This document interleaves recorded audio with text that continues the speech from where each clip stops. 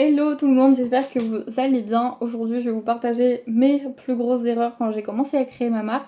Je vous dis tout pour que vous puissiez ne pas faire les mêmes, même si faire des erreurs, c'est bien, ça vous permet d'avancer. Faire des erreurs, c'est tout à fait normal, surtout quand on construit quelque chose en fait, mais ça permet aussi d'apprendre des autres et ça fait gagner beaucoup de temps.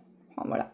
Peut-être ça va vous aider, peut-être pas du tout. N'hésitez pas à me dire si vous aussi vous avez fait des erreurs en créant vos projets, mais c'est parti. Euh, alors, comme annoncé, vouloir tout faire toute seule. C'est possible, hein, mais euh, il y a des moments où on peut pas. En fait, moi, je pensais que je pouvais tout gérer, mais vraiment tout gérer. Genre du logo à la création du site internet, aux négociations avec les fournisseurs, aux photos, aux comptes Instagram, etc. Je pensais pouvoir tout faire toute seule. Sauf que je me suis rendu compte que c'était une perte de temps, une perte d'énergie, et franchement, j'avais l'impression d'exploser. Genre parce que j'ai fait du coup, j'ai commencé à tout faire toute seule. Et vous savez, je vous l'ai dit dans une autre vidéo, au bout de 6 mois, ça m'a gonflé, j'ai tout lâché, j'en pouvais plus, j'étais au bout du rouleau. J'en avais marre parce que ça n'avançait pas en fait comme je voulais. Et à un moment donné, il faut se remettre en question aussi. Quand vous avez à peine 1 à 2 heures par jour pour consacrer à votre projet, c'est pas possible de tout faire tout seul. Ça va, j'avais 1 à 2 heures par jour pour le faire, mais il y en a, ils ont 1 heure dans la semaine. Donc genre à un moment donné, c'est pas possible. On peut pas tout faire tout seul. Donc, il faut apprendre à déléguer des choses qu'on sait pas faire dans un premier temps, ou alors déléguer des petites tâches. Donc, je vais vous dire moi ce que j'ai délégué. J'ai délégué dans un premier temps la plus grosse partie qui est le site internet. Ça m'a pris 6 à 8 mois pour trouver quelqu'un pour faire mon site internet. Alors, c'est pas que je suis chiante, peut-être un petit peu, mais je voulais que ça soit parfait, je voulais trouver la bonne personne, et vous savez, je me suis fait planter 6 fois d'affilée avant de trouver les bonnes personnes. Voilà, mais c'est pas grave, ce sont des choses qui arrivent. Et du coup, moi, j'ai fait le choix de déléguer mon site internet et de déléguer les photos. J'ai pris une photographe pour faire toutes les photos de mon site internet, que j'utilise aussi sur mon compte Instagram avec son accord. Mais du coup, voilà, à un moment donné, chacun son domaine, chacun son métier. Je ne sais pas faire des photos, je ne sais pas créer un site internet.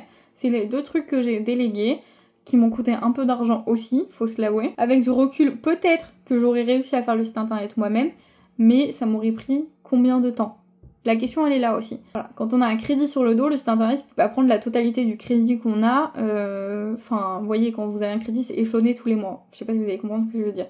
Mais si je mets, je sais pas moi, 4 mois à faire le site internet, que j'ai déjà du coup dépensé 4 mois dans mon crédit, avec 0 revenu qui rentre, et qu'après, le temps que ça se lance et tout, ça met 2-3 mois. Mais vous perdez du temps, vous perdez de l'argent et c'est inutile. Voilà, c'est juste un conseil que je vous donne. Moi, je sais que ça m'aurait pris très très très très longtemps de faire le site internet. Parce qu'en ayant qu'1 à 2 heures par jour, j'aurais pu faire quoi? En 2 heures, je mets un produit. Parce que du coup, maintenant, les fiches produits, je les fais moi-même. Ça me prend 2 heures. C'est pas la peine. Voilà, chacun ses compétences. Et c'est bien aussi de déléguer, vous voyez, parce que du coup, j'ai pu discuter avec les filles du site internet. J'ai pu discuter avec la photographe qui avait toutes des idées, qui avait toutes des propositions à me faire, avec qui j'ai pu discuter du projet, etc. Et c'est cool aussi, parce que ça permet d'enrichir moi ma boutique, d'avoir des suggestions, etc. Et du coup, c'était plutôt pas mal aussi au niveau, au niveau du projet. Ça, franchement, je crois, on le fait tous. Mais à un moment donné, c'est ce que j'ai fait cette année. En fait, vous savez, je travaille beaucoup sur moi cette année. Mais vous savez, au niveau perso, si vous me suivez sur YouTube depuis un moment. Donc j'ai décidé de travailler sur moi parce que je suis le genre de fille qui veut que tout soit absolument parfait. Je vous l'ai dit tout à l'heure, je voulais que mon site internet soit parfait. Je voulais pas qu'il manque un truc avant d'ouvrir le site. Enfin, franchement, j'ai été vraiment très chiante. Et au bout d'un moment, je me suis rendu compte que ça servait à rien à part me frustrer. Et tout ce que ça a fait, ça m'a généré une perte de temps, ça m'a généré de la frustration et c'est pas l'idéal. En fait, au lieu de passer à l'action, mais je peaufinais chaque petit détail que personne n'a vu quand j'ai lancé le site internet. Donc qui étaient inutiles, qui m'ont fait perdre du temps et de l'énergie pour rien pendant plusieurs semaines. Mais c'est pas grave. Parce qu'il y a que moi qui l'avais remarqué. Mais c'est tout. Donc en fait, il vaut mieux vraiment commencer avec une version qui n'est pas parfaite et peaufiner en fait au fur et à mesure, vous voyez, plutôt que de rester bloqué sur un truc que vous-même vous savez même pas pourquoi, qu'est-ce que vous cherchez, etc. Moi c'est ce qui m'est arrivé, je bloquais en fait sur le site internet, il y a des choses qui me dérangeaient, que je n'aimais pas et tout. Et en fait, au bout d'un moment, j'en ai eu marre, mais genre moi après je suis la meuf, c'est tout ou rien. Donc du jour au lendemain, j'ai dit vas-y c'est bon, je lance le site demain, j'en ai ras le cul.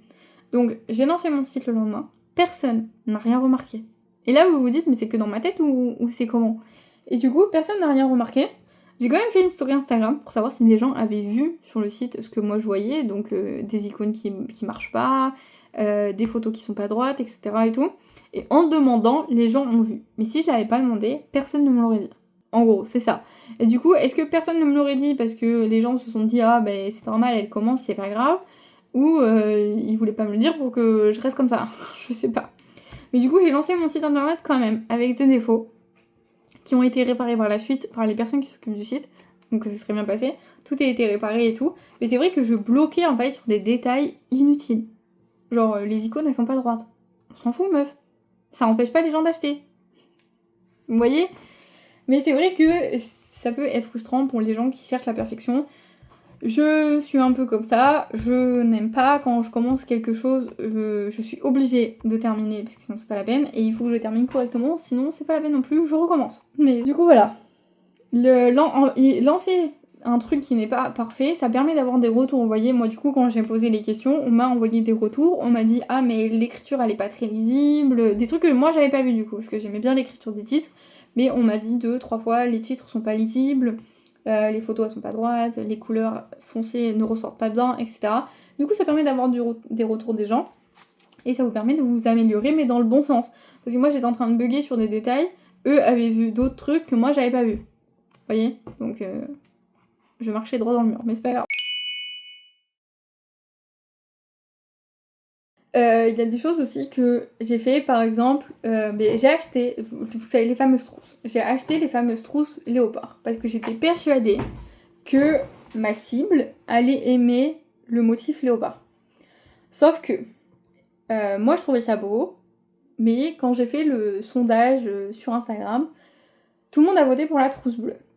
Et donc je me suis retrouvée avec des trousses léopard que j'avais prévu de lancer dans le produit.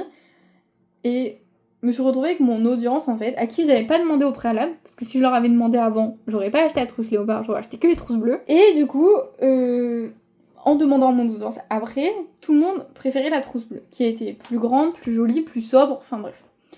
Et ça, c'est vraiment quelque chose que je regrette du coup maintenant, parce que j'ai des trousses léopard sur le dos, vous vous doutez bien, je les ai pas mis dans les box, j'ai racheté les trousses bleues que tout le monde a voté pour. Et en fait, c'est ça aussi que je vous disais tout à l'heure, demandez à votre audience en fait ce qu'ils aiment, ce qu'ils aiment pas, ce qu'ils recherchent aussi.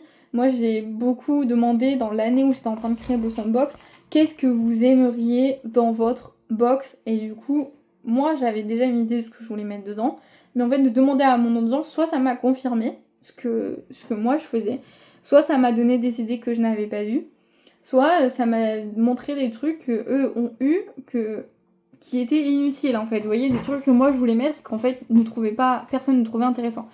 Donc c'est ça aussi, ça permet d'avoir de l'engagement, ça permet de faire des ventes et ça permet d'impliquer en fait sa communauté dès le départ dans le processus de ce que vous faites avec des sondages, avec des questions et vous les écoutez tout simplement parce que eux ils savent. En fait, moi, ok, je sais ce que je vends, je sais ce que je voulais faire parce que je sais ce que je trouvais pas et c'est pour ça que j'ai créé ma marque, mais je suis pas toute seule en fait. Il y en a forcément d'autres qui cherchaient aussi ce que moi je cherchais. Et du coup, en posant des questions, en faisant des sondages, en discutant avec mes photographes, en discutant avec la fille du site internet, etc., je me suis rendu compte que dans des box, il manquait des produits, ou alors des produits étaient inutiles, ou alors elles auraient préféré plus ça à la place de ça, etc. Et du coup, ça m'a permis de bien faire les box, pas parfaites, parce que ça n'existe pas la perfection, mais de faire des box quand même qui correspondent à la majorité de ce que mon audience m'a demandé et de ce que la majorité des femmes recherchent. Je vous ai pris ça en faisant un exemple, mais en gros, là, ce que je voulais vous dire, c'est que écoutez votre audience, écoutez votre cible, c'est la meilleure solution pour vous. Comment vous dire? J'ai déjà du mal à être régulière sur mon compte Instagram perso. J'y existe quand je suis en vacances, j'existe pas le reste de l'année. Je sais pas si vous êtes comme moi. Mais du coup, sur le compte pro, on peut pas faire ça. vous pouvez pas poster une fois, disparaître 3 mois, revenir poster. En fait, ça marche pas. Ça marche pas parce que du coup, Instagram vous dégage et quand vous revenez, vous comprenez pas pourquoi personne n'a vu votre publication. Et du coup, ça vous fait perdre de la crédibilité, ça vous fait perdre l'élan que vous venez de lancer. Donc, si vous ne pouvez pas publier tout le temps, il vaut mieux publier peu, mais régulièrement. Par exemple, vous pouvez publier une fois par semaine, de façon régulière, plutôt que de publier direct tous les jours d'un coup, et que si vous loupez 2-3 semaines d'affilée, vous perdez le rythme que vous avez gagné, et du coup, vous perdez aussi... c'est un peu le problème des réseaux sociaux, vous perdez de la visibilité aussi. Moi, je vous conseille, je suis pas community manager ou quoi que ce soit, mais quand on n'a pas le temps, donc moi, franchement, au début, j'avais pas le temps, je publiais une fois par semaine et j'étais beaucoup plus présente en story, parce que les stories, c'était plus facile pour moi que de créer un post entier de A à Z, où il faut trouver les bonnes tailles sur Canva, les couleurs, les typos, les machins et tout. Je faisais ça. Après, j'ai appris du coup, parce que j'ai pris une community manager pendant 3 mois et j'ai vu comment elle a travaillé, j'ai vu ses tips, j'ai vu exactement comment elle a fait, on a bien discuté, elle m'a bien tout expliqué et tout. Et maintenant, j'arrive à publier 3 fois par semaine et 3 stories par jour. Mais parce que en fait, toutes mes publications sont programmées. Alors, je sais qu'on m'a dit de pas programmer mes publications, mais moi, les heures où les gens, où ma cible est sur internet, moi je suis au travail. Parce que je travaille dans la restauration, vous le savez.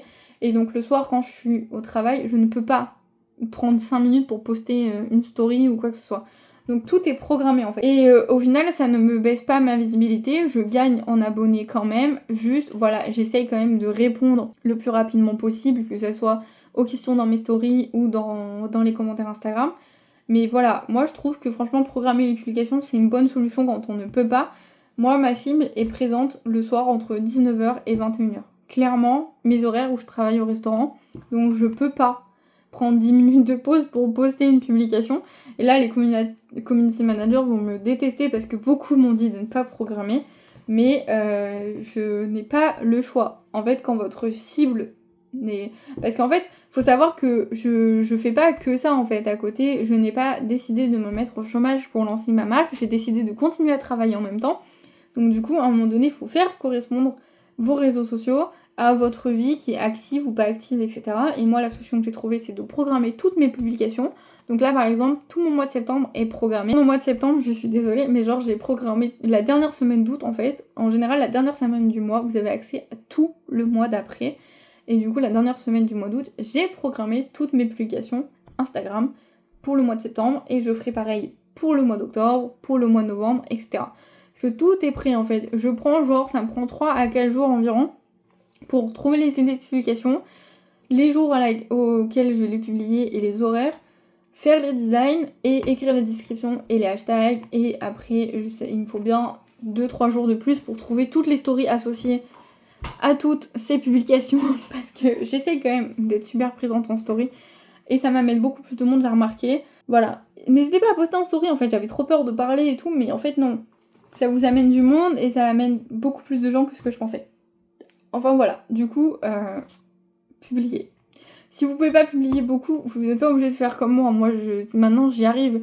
Mais genre, ça fait que depuis le mois de juillet que j'y arrive. Vous voyez, tout pendant 1 an et demi. Pendant 1 an et demi, je publiais une fois par semaine et je faisais 2-3 stories dans la semaine et c'était tout.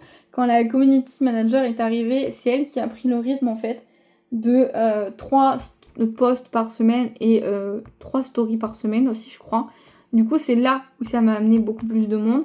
Et du coup, moi, j'ai repris le même rythme avec ses conseils, ses explications. Donc voilà, ce sont des erreurs qui m'ont fait perdre du temps. Mais j'ai appris énormément de choses.